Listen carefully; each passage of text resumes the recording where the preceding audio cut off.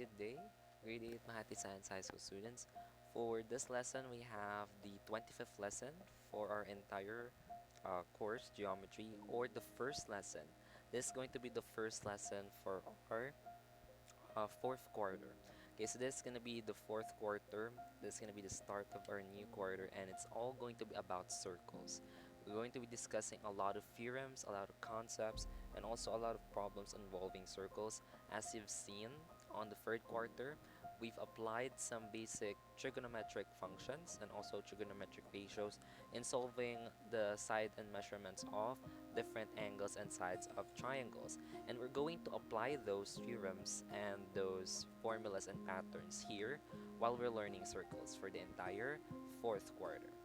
Okay, so for this problem we have here, number one, Bigwas and Diwata are trying to cut their homemade cheese with a triangular slicer that they custom made for their TLE project. So on the figure given below, we have OP is the radius of the cheese there, and its radius is also OP, and uh, yeah, that's OP and OR, and PQ is the tangent line to the cheese circle.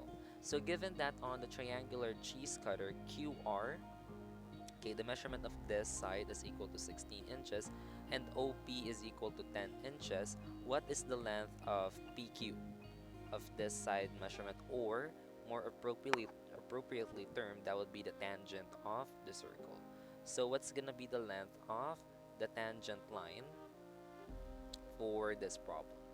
Okay, so for this one, we can already see that since we have here OP and PR, these are the radii of our circle. So therefore, if this is 10 inches, therefore OR must also be equal to 10 inches. Why so? Because what's one theorem that's very important about circles, all of their radii are just the same. They're the same or they're congruent to each other.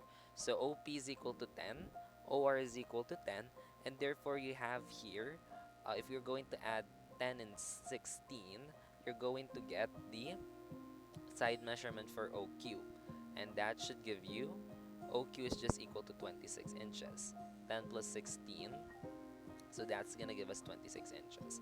So therefore, if we have here a triangle, and it's not just an ordinary triangle, this is a right triangle.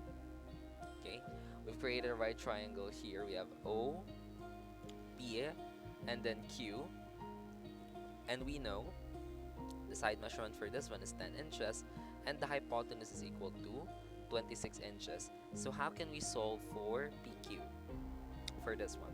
Okay, so we're going to use the formula that we've been using for so many times. I think you've already memorized it. So this is the Pythagorean theorem. A squared plus B squared is equal to C squared. And we know that the value of A for this one can be 10. It can also be B. B can also be 10. But for the sake of this example, let's say A is equal to 10.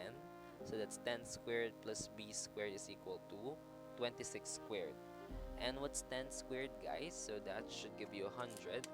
So 100 plus B squared should give you, so it's 26 squared.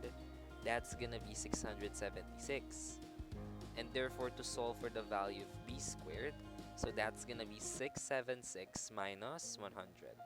And that should give you just about 576. And what's the square root of 576, guys? For this problem, we have the square root of 576. It should give you exactly a value of 24 inches. So therefore, the tangent line B, or PQ is equal to B, and PQ is just going to be equal to 24 inches for this problem. And that's how we solved it for the first problem on chords, arcs, and central angles of circles.